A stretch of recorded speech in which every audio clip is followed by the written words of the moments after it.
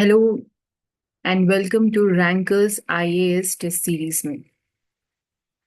आज का हमारा नया टॉपिक है सेंटेंस करेक्शन। सेंटेंस करेक्शन आपके एसएससी सीजीएल एग्जाम्स में, बैंक एग्जाम्स में या कोई भी कॉम्पिटिटिव एग्जाम्स में बहुत इम्पोर्टेंट है। ये आपके क्या बोलते हैं, एरर स्पॉट करने के लिए, कुछ भी गलती है उसको पकड़ने के लिए, आपका सेंटेंस बेहतर बनाने के लिए, या फिलिंग द ब्लैंक सेक्शन में भी बहुत इंपॉर्टेंट रोल प्ले करता है। ठीक है, इसका ये ग्रामर, आपका ग्रामर कैसा है, आपकी वोकैबुलरी कैसा है, वो सब टेस्ट करने के लिए ये सेंटेंस करेक्शन का कुछ सेगमेंट रहता। अब मेन ऑब्जेक्टिव क्या है, इसकी टेक्निक क्या है, ये हम जानेंगे इस सेशन में। देखिए, ये सेंटेंस करेक्शन इम्पोर्टेंट है हमारे कॉम्पिटिटिव एग्जाम्स में, लेकिन आपके इंटरव्यूज में रहने दो या तो आप किसी से बात करने के टाइम पे आप जब ये सीखेंगे, तो आपका जो भी व्यू पॉइंट है या जो भी आइडिया है, आप सामने वाले को ठीक से और ढंग से समझा सकेंगे। वरना आप बोलेंगे कुछ और वो समझेगा कुछ। तो इसलिए ये इंग्लिश लैंग्वेज भी बहुत इंपॉर्टेंट है, और ये करेक्टली बात बोलना, बात करना भी बहुत इंपॉर्टेंट है। तो ये कुछ ग्रामर इतना भी मुश्किल नहीं है। कुछ ग्रामर और वोकैबुलरी अगर आप कुछ जान जाएंगे, कुछ ट्रिक्स जान जाएंगे, कुछ टेक्निक्स जान जाएंगे, तो आपको ये सारे क्वेश्चंस के आंसर आप बहुत ही इजीली आंसर कर पाएंगे। तो चलिए आगे बढ़ते हैं। इसके स्टेप्स क्या है?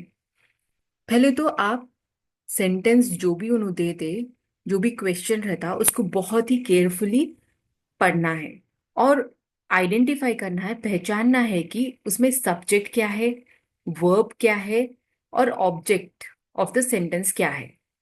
अब जब हम पहला स्टेप कर लेते, हम ध्यान से पढ़ लेते और ये सारे हम आइडेंटिफाई कर लेते, ये सारे हम पहचान लेते, उसके बाद हमें क्या पहचानना है कि टेंस देखना है। वो सेंटेंस में टेंस देखना है कि वो करेक्ट है या इनकरेक्ट है, करेक्ट फॉर्म ऑफ वर्ब में है टेंस कि नहीं है। वो हो गए बाद सब्जेक्ट वर्ब एग्रीमेंट देखना है। मतलब एक सिंगल सब्जेक्ट हो तो उसको फॉलो करता सिंगल वर्ब। अगर प्लूरल सब्जेक्ट है तो प्लूरल वर्ब फॉलो होता। उसके बाद हम दूसरा स्टेप क्या करना है, प्रेपोजिशन पहचानना है। प्रेपोजिशन क्या है? इन, ऑन, एट। ये इसमें भी वो लोग हमारे को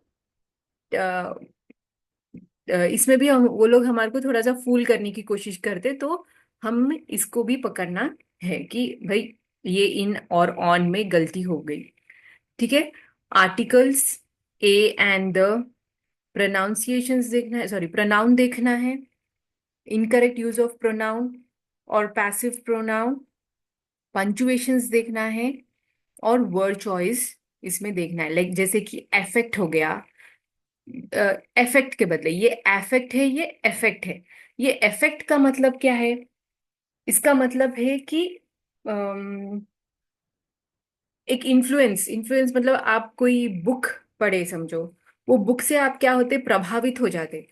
तो वो प्रभावित होने का मतलब है इधर इफेक्ट। और ये इफेक्ट क्या है? इफेक्ट मतलब आपको कुछ रिजल्ट, जैसे कि आप कुछ बीमारी हो गई तो आपको उसके इफेक्ट्स क्या है, ऐसा। तो इफेक्ट बोले तो रिजल्ट, इधर इफेक्ट मतलब, ये इफेक्ट का मतलब है प्रभावित होना। चलिए अब आगे बढ़ते हैं। Hmm error spotting tricks. Look for the subject verb disagreement. तो जैसे मैंने कहा कि सब्जेक्ट को देखना चाहिए।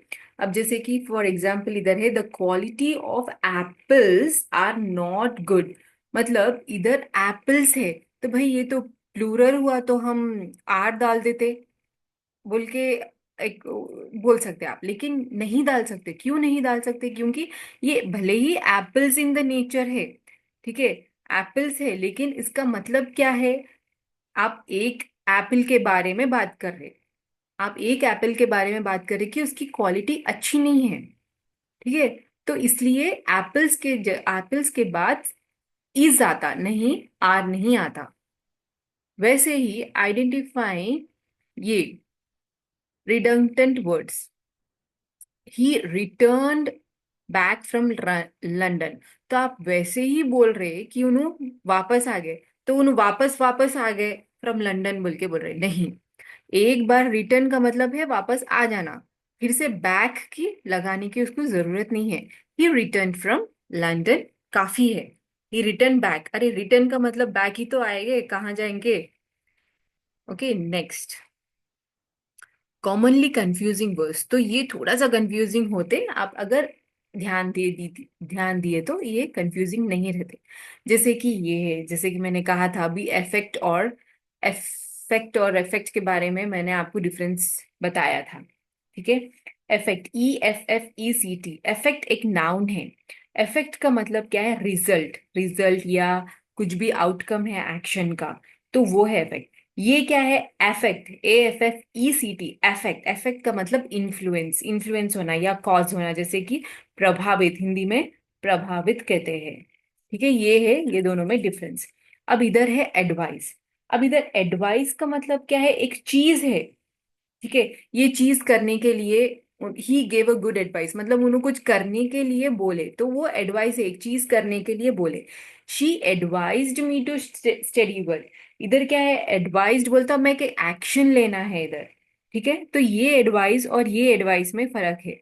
अब सेंटेंस के हिसाब से अगर इन्हों इधर का एडवाइस लगाते थे तो वो रॉन्ग हो जाता था।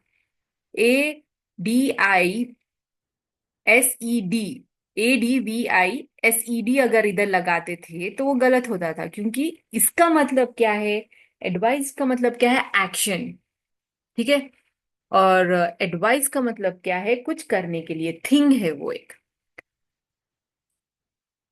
चलिए, अब पैरेलल स्ट्रक्चर देखेंगे। She likes dancing, singing and playing the piano.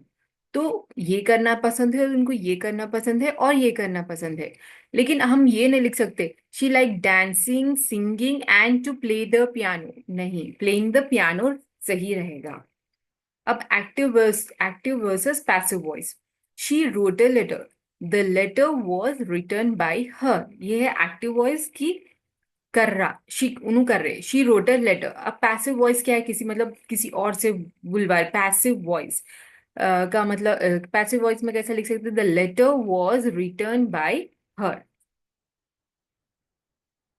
अब मैं कुछ MCQs लेके आई हूँ, आप कोशिश करिए आंसर देने के लिए, और फिर हम सही जवाब भी देखते हैं। इसमें क्या है, फर्स्ट क्वेश्चन क्या है, identify the grammatical correction sentence, grammatically correct sentence. तो जो भी ग्रामेटिकली करेक्ट है सेंटेंस, वो पहचानिए, क्या ये सेंटेंस करेक्ट है या ये सेंटेंस या ये या ये। चलिए देखते हैं। ही don't like coffee, she doesn't like T, they doesn't play football, she doesn't like T.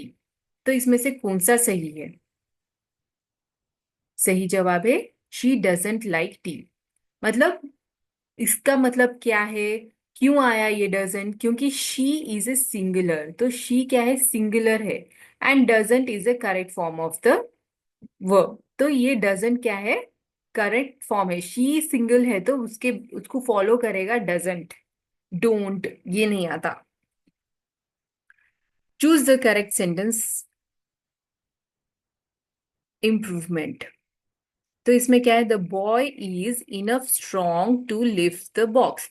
हाँ, द बॉय इज इनफ, तो इसमें कुछ घपला दिख रहा है, देखिए ये कुछ सही नहीं है। The boy is strong enough to lift the ball, ये सही दिख रहा है, क्योंकि the boy is strong enough to lift the ball, the boy enough is strong to lift the box. चलिए सही है जवाब, देखते हैं क्या है। The boy is strong enough to lift the ball, क्यों है ये, क्यों सही है, क्योंकि enough follows adjective, not the precedes them. तो ये इनफ जो है सो इसके बाद फॉलो होता, जो भी एडजेक्टिव है उसके बाद इनफ फॉलो होता, ना कि उसके पहले। तो इसलिए स्ट्रॉन्ग इनफ सही है। अब इसमें एरर ढूंढने की कोशिश करिए। Neither the students not the teacher are interested in the topic. हाँ, इस टाइप के क्वेश्चंस ज्यादा पूछे जाते क्योंकि ये थोड़ा सा कंफ्यूजिंग रहता। इसमें एक ट्रिक ये है कि आप सेकेंड फॉर्म ऑफ वर्ब को देखिए। अगर second form of verb single है, अगर सेकेंड फॉर्म सिंगल है तो वर्ब भी सिंगल ही आएगा। अगर सेकेंड फॉर्म प्लूरल है तो प्लूरल वर्ब फॉलो होगा। चलिए देखेंगे। Neither the students nor the teacher is interested in the topic. So अब इधर क्या है, जब neither nor हम यूज कर रहे तो verb agrees with the subject closest to it. Here teacher is single, तो इधर टीचर क्या है, सिंगुलर है, तो इसलिए उसे सिंगुलर फॉर्म ऑफ वर्ब ही हम यूज करेंगे। तो ये ऐसे वाले बहुत रहते हैं, नाइदर नॉर, आइदर और, नॉट ओनली बट ऑल्सो। तो इस टाइप के क्वेश्चंस पे आप जरा ध्यान दीजिए। अब इधर क्या आता, पहचानिए। Each of the boys dash give a prize. Each of the boys dash given a prize, तो क्या आएगा, इसमें आएगा each of the boys is given a prize. तो ईच सिंगल है, so the verb must also be single. तो अगर each single है तो वर्ब भी सिंगल ही आना चाहिए। अब इसमें करेक्ट सेंटेंस कौन सा है, ध्यान दीजिए और बोलिए। The sceneries of Kashmir is beautiful. The scenery of Kashmir is beautiful. The scenery of Kashmir are beautiful. The scenery of Kashmir are beautiful. तो देखिए, the scenery of Kashmir is beautiful. जैसे मैंने कहा था एप्पल्स का जो मामला आया था, ये वही रूल इधर है। Scenery is uncountable. देखिए, अनकाउंटेबल नाउन या काउंटेबल नाउन, दो प्रकार के नाउन होते हैं, ये सब मालूम। तो अनकाउंटेबल नाउन बोले तो ऐसा नाउन, नाउन मतलब नाम, ऐसा नाउन कि जिसको हम काउंट नहीं कर सकते उसे हम अनकाउंटेबल बोलते। अब जैसे कि पानी हो चुका, क्या पानी को कोई काउंट कर सकते, नहीं, वो अनकाउंटेबल नाउन है। ठीक है, प्यार हो गया, प्यार क्या कोई काउंट कर सकते, इमोशंस है कोई काउंट कर सकते, नहीं, बट वो नाउन है, तो वो अनकाउंटेबल नाउन है। जो चीज को हम गिन सकते, जो चीज को हम गिन सकते उसे बोलते हैं काउंटेबल नाउन। तो अब the scenery is uncountable noun in English. So sceneries is incorrect. The correct sentence used here is scenery with a singular verb is. So the scenery of Kashmir is beautiful. Sceneries नहीं बोलते, scenery बोलते। चलिए, he is married dash my cousin। तो इधर क्या है, he is married dash my cousin, कौन सा आता, he is married to my cousin, with my cousin, by my cousin, at my cousin। देखेंगे, इसमें आता है he is married to my cousin. The correct preposition इसमें क्या है, to use married is to. Example, she is married to John. ठीक है, with, by, at are incorrect in this sentence. अब इसमें करेक्ट सेंटेंस क्या है, पहचानिए। She is found of music, he prefers tea than coffee, they insisted on going, I am going, I am I am good at mathematics. इसमें सही जवाब है ही prefers coffee to T, मतलब वो टी पर ज्यादा पसंद करता है कॉफी से। तो अब इसमें क्या है, prefer, prefer is followed by two rather than.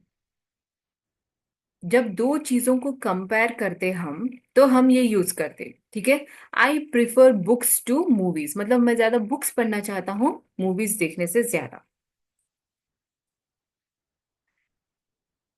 He is addicted of smoking, तो इसमें क्या है, he is addicted of smoking correct है, क्या आना चाहिए, in smoking, at smoking, to smoking, क्या आना चाहिए, he is addicted to smoking.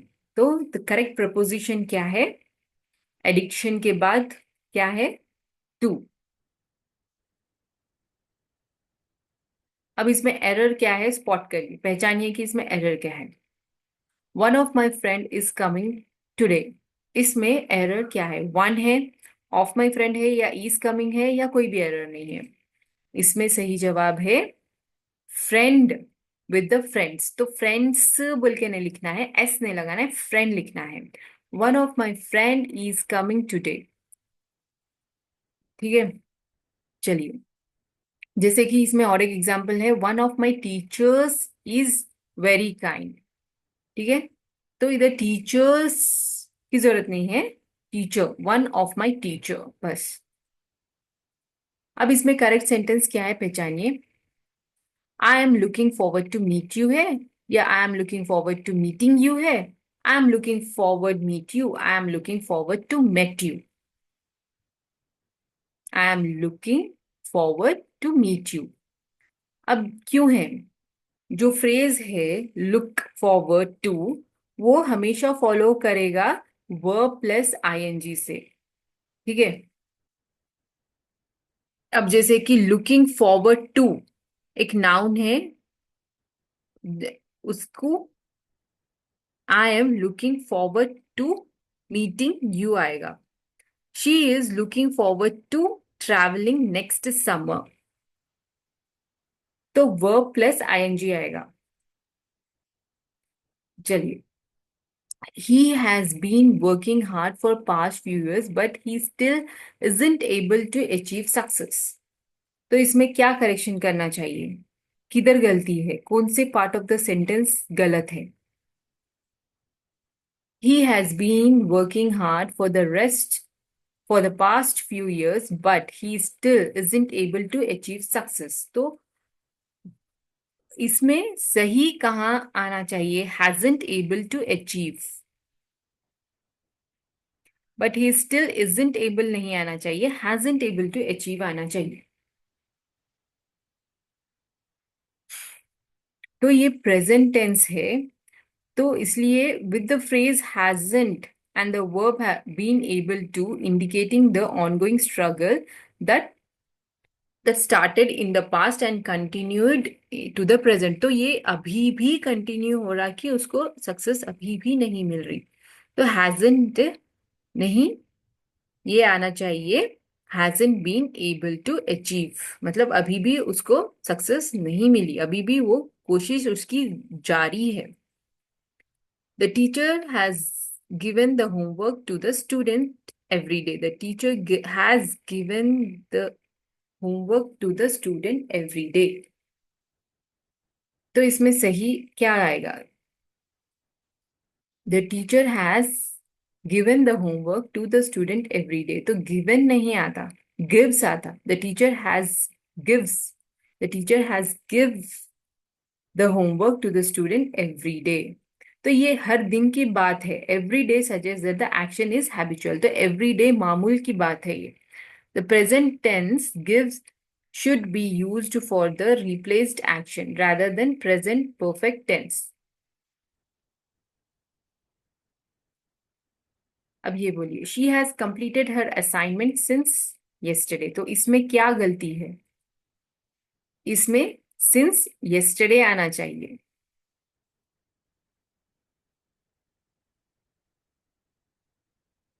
neither of the boys were ready for the exam। तो इसमें सही जवाब है was। neither of the boys were ready नहीं आना चाहिए, neither of the boys was ready for the exam, क्योंकि neither एक सिंगुलर सब्जेक्ट है, सो वो सिंगल वर्ब प्रिफर करेगा। ठीक है, तो इसलिए was आना चाहिए ना कि where। The book is on the table but she don't know where it is। इसका सही जवाब देने की कोशिश करिए।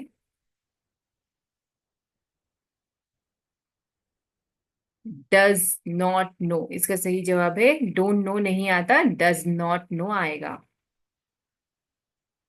क्यों, क्योंकि she एक सिंगल है, she क्या है, एक सिंगुलर फॉर्म ऑफ है, वो सिंगुलर फॉर्म है, तो इसलिए वो क्या आएगा, does not know, don't know नहीं आएगा।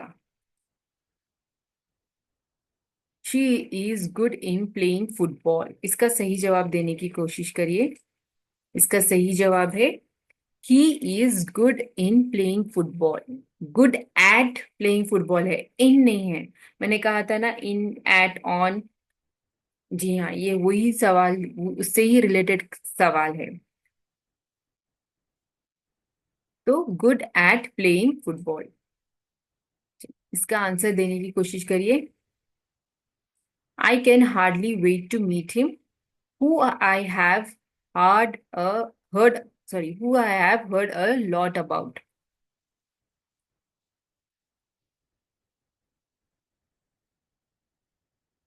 इसका सही जवाब है whom I have heard a lot about. तो whom is the correct pronoun to use as a object of the verb heard. तो ये verb जो है heard, उसका करेक्ट फॉर्म क्या है, उसका करेक्ट प्रोनाउन क्या है, whom.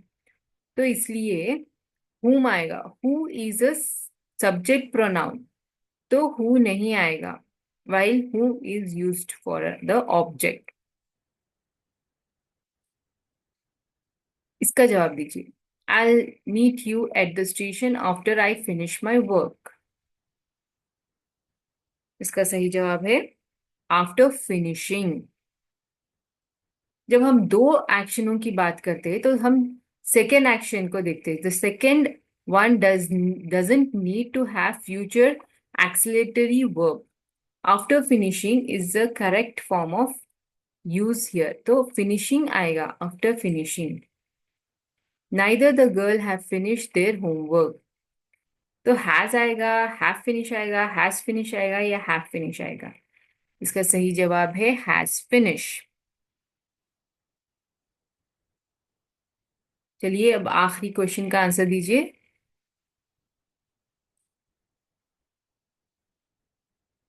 आखिरी question. The news was good. तो वेर गुड नहीं आएगा, the news was good. News फिर से अनकाउंटेबल नाउन है and it's treated as a singular. Therefore was is used instead of were. तो न्यूज एक सिंगल नाउन है, अनकाउंटेबल नाउन है. सॉरी, न्यूज एक अनकाउंटेबल नाउन है, जिसकी वजह से हम वेर नहीं यूज करते, वॉज यूज करते. The committee have made its decision. इसके अंदर क्या करेक्शन का रिक्वायरमेंट है बताइए. हैव मेड नहीं आएगा, हैज मेड आएगा. क्यों? क्योंकि ये कलेक्टिव नाउन है जिसको फॉलो करेगा सिंगल वर्ब. चलिए इसके साथ हम ये आज का सेशन फिनिश करते हैं. उम्मीद है आपको ये सारे क्वेश्चन समझ में आए हैं. आप अगले नेक्स्ट टॉपिक जानने के लिए हमें फॉलो करें, नहीं तो आप फिर से एक इम्पॉर्टेंट टॉपिक मिस कर जाओगे. Thank you and have a good day.